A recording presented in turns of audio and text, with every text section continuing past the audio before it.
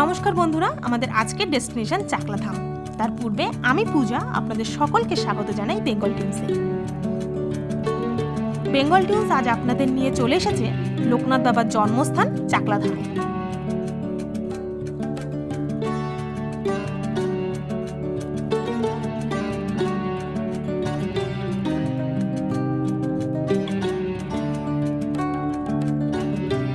এই স্থানটি কেবলমাত্র লোকনাথ বাবার জন্মস্থান রূপে মানুষের কাছে পরিচিত হলেও বর্তমান দিনে চাকলা লোকনাথ বাবার মন্দিরের পাশাপাশি একটি ট্যুরিস্ট ডেস্টিনেশন রূপেও মানুষের কাছে পরিচিতি পেয়েছে। তাহলে বন্ধুরা, আপনারা যারা কোনো পুণ্যস্থান দর্শন ও সবুজে ঘেরা প্রকৃতি ভ্রমণ একসঙ্গে করবেন বলে ভাবছেন, এবং যদি আপনারা কেউ কলকাতা বা তার আশেপাশে বসবাস করেন আর আশেপাশে একদিনের ছুটিতে সপরিবারে কাছাকাছি কোথাও বেড়াতে যাবেন বলে স্থির করেছেন, তাদের জন্য আমাদের আজকের ভিডিও ডেস্টিনেশন চাকলা আশা করছি মন্দ লাগবে না।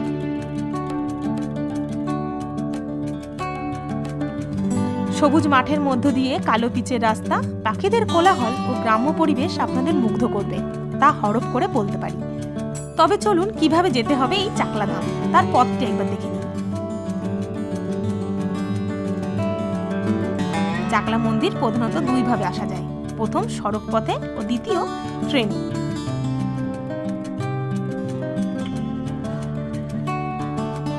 সড়ক পথে যারা কলকাতা থেকে চাকলা ধাম আসবেন তারা বারাসাত চাপাডালি মোড় থেকে ম্যাজিক গাড়ি অথবা টেকার পেয়ে যাবেন।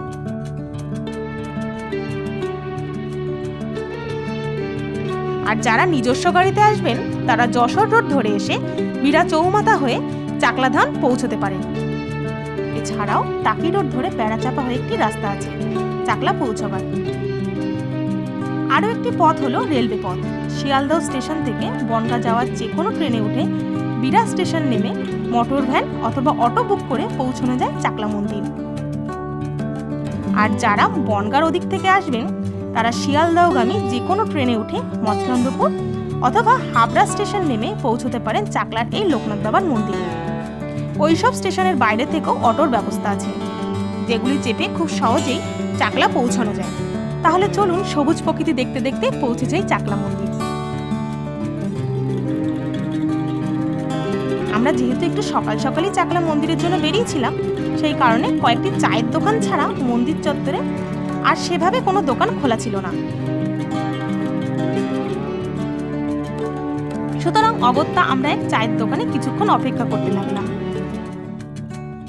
পাশে দেখলাম একটি মন্দির, যেটিতে লেখা আছে চাকলা কালী মন্দির। দরজা খোলা ছিল, তাই ঢুকে পড়লাম।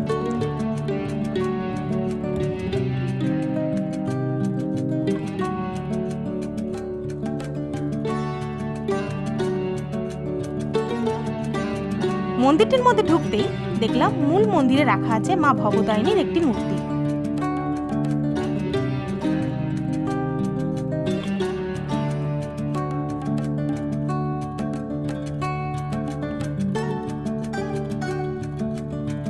সেখানে প্রণাম সেরে যেই বেরোচ্ছি তখন দেখলাম মন্দিরের বাঁ হাতে আরেকটি মন্দির, যেখানে জগন্নাথ দেবের মূর্তি রাখা আছে। পরে অবশ্য আমরা মন্দির থেকে বেরিয়ে জানতে পারলাম রথের দিন চাকলা মন্দির থেকে যে বিরাট রথযাত্রার আয়োজন করা হয়, সেই রথে এই মন্দিরের জগন্নাথ দেবের মূর্তি বিরাজ করে। তারপর আবারও এগিয়ে চললাম লোকনাথ বাবার মন্দিরের দিকে। এবার অবশ্য মন্দিরের দরজা খোলা ছিল এবং দরজার বাইরে একটি বোর্ড রাখা আছে, যেখানে লেখা আছে জুতো বাইরে রাখুন, এবং সেই মতন আমরা আমাদের জুতোগুলিকে মন্দিরের বাইরে কাউন্টারে রাখলাম। এবার আমরা লোকনাথ বাবার দর্শন করবার জন্য প্রবেশ করলাম। তখন অবশ্য মন্দির চত্বরে প্রাতকালীন পয় পরিষ্কারের কাজ চলছে। সেই দরুন আমাদের এক ঠাকুমার সঙ্গে আলাপ হয়, যিনি কিনা বিগত কয়েক দশক ধরে এই মন্দিরে সেবায় নিয়োজিত আছেন। ওনার সঙ্গে আলাপ হয়ে বেশ ভালো লাগলো। আবারও এগিয়ে চললাম। চোখে পড়ল মন্দিরের বাইরে বিরাজ করছে দুটি শ্বেত বর্ণ ধারণকারী ষাঁড়। তাদেরকে দেখে আপনাদের মনে হতেই পারে তারা মন্দির চত্বর নিশ্চয়ই পাহারা দিচ্ছে। তবে এটি মন্দিরের মূল অংশ নয়, এই অংশটি দর্শনার্থীরা যাতে বসে প্রার্থনা করতে পারেন তার জন্য। ষাঁড় দুটির সামনে দিয়ে এগিয়ে গেলেই মূল মন্দির। এবার আমরা মন্দিরের মধ্যে প্রবেশ করলাম এবং দর্শন করলাম লোকনাথ বাবার শ্বেত বর্ণ মূর্তি।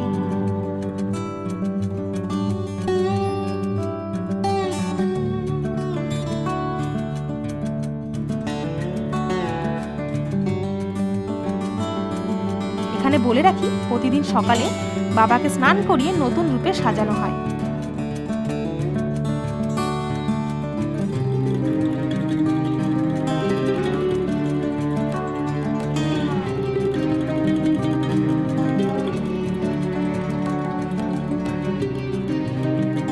তারপর প্রস্তুতি চলে বাবার প্রাতকালীন ভোগ নিবেদনের।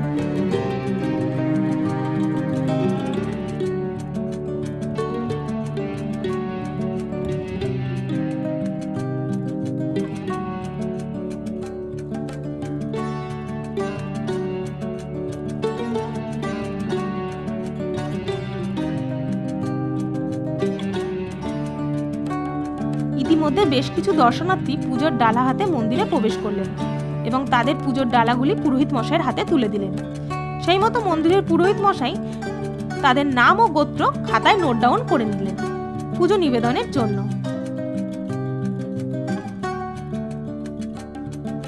পরে যখন তিনি কিছুক্ষণের জন্য ফাঁকা হলেন, তখন আমরা তার কাছ থেকে জানতে পারলাম চাকলার লোকনাথ বাবার মন্দিরে পুজোর প্রতিদিনের বিধি ও মন্দিরের বিভিন্ন দিনের পুজো সংক্রান্ত বেশ কিছু তথ্য। তিনবার পুজো হয়। সকাল 1:30 হবে বাবার বাল্যভোগ পূজা। বাল্যভোগ পূজাতে বাবাকে দুধ, দই, ঘি, মধ্যে স্নান করানো হয়। তারপর নতুন বস্ত্র পরিয়ে, মালা ফালা পরিয়ে, ভক্তদের মালা ফালা পরিয়ে পুজো হয়। এটা বাল্যভোগ পূজা। এটা চলে 1 ঘন্টা, 8:30 থেকে 9:30। তারপর ভক্তরা যে আসছে, যোগ হচ্ছে, সবসময় পুজো দেওয়া না, 3বার মেন পুজো, 1:30টায় আর দুপুর 12:30 পুজো হয়। সেটা হচ্ছে বাবার রাজভোগ পূজা। রাজভোগ পূজা বলতে বাবার গোবিন্দচন্দ্রের ভাত করে দেওয়া হয়, আলু ভাতে, কাঁচকলা ভাতে, এটা মাস্ট জিনিস হয়। এর সঙ্গে 5 রকম ভাজা তৈরি করে। রাজভোগ পূজা শুরু হয় 12:30 থেকে 1:30 পর্যন্ত।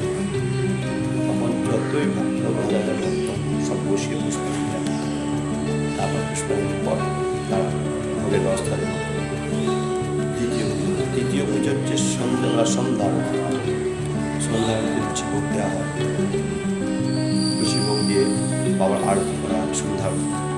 তারপর ভক্তদের সেই প্রসাদ বিলি করে দেওয়া হয়। এটা গেল পুজোর ব্যাপার। এছাড়া আমাদের কিছু ব্যাপার আছে। যজ্ঞ, মাসে 2টো পর যজ্ঞ। মানে যজ্ঞ বলতে ভক্তদের সমস্যা মেটানোর জন্য বাবার কাছে এসে সেই যজ্ঞের ভালো।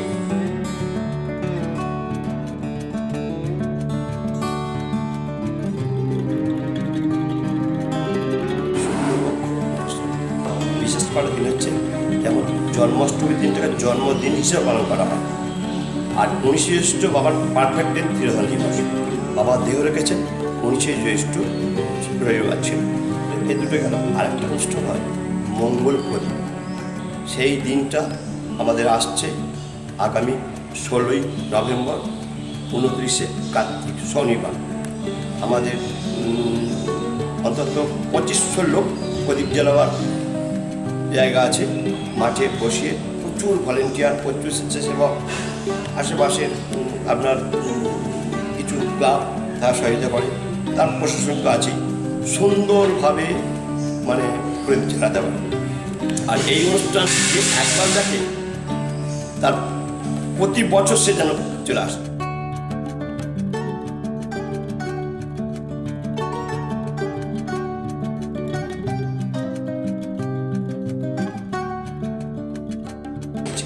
বাবার ভিটের ওপরই মন্দিরটা তৈরি হয়েছে।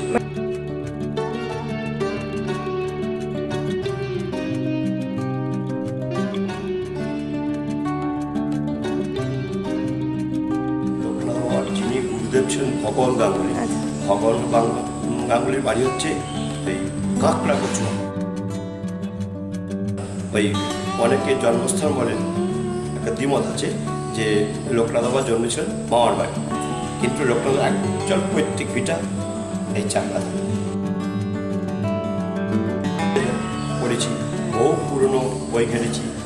তার দেখেছি যে লোকনাথ বাবার জীবনী সম্বন্ধে বলা আছে যে চাকলা গ্রামে লোকনাথ বাবার জন্মস্থান। লোকনাথ বাবার বাবার নাম ছিল রামনারায়ণ ঘোষাল, মাতার নাম কমলা দেবী। আর 11 বৎসর বয়স পর্যন্ত উনি চাকলা ভিটায় ছিলেন, ঘরে ছিলেন।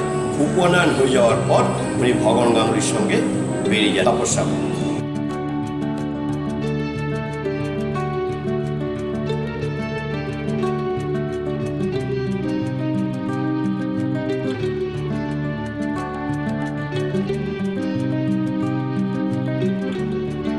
ভাওয়ালের রাজা ফটো তুলতে গেছে, তা বলছে দেখ আমার ফটো তুলবি না, ফটো তুলতে হবে না। কারণ ভাওয়ালের রাজা বলেছে যে বাবা তোমার ফটো বিক্রি করে লোকের সংসার চলবে, এত বড় কথা বলে আমার ফটো বিক্রি করে লোকের আহার পরিবার হবে, তাহলে তো ভাওয়ালের রাজা একদম সুযোগ পেয়েছিল সেই ফটো, আর সেই ফটোর জেরক্স কপি আমাদের এখানে আছে।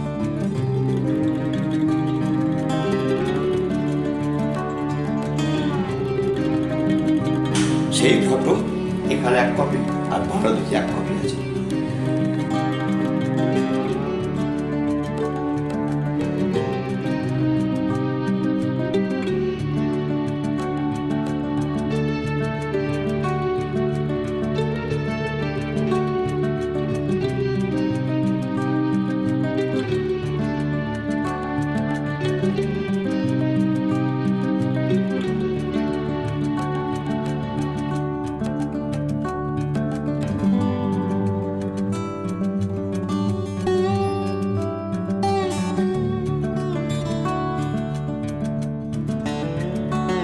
আশা করছি আমাদের আজকের ভিডিওটি আপনাদের ভালো লেগেছে।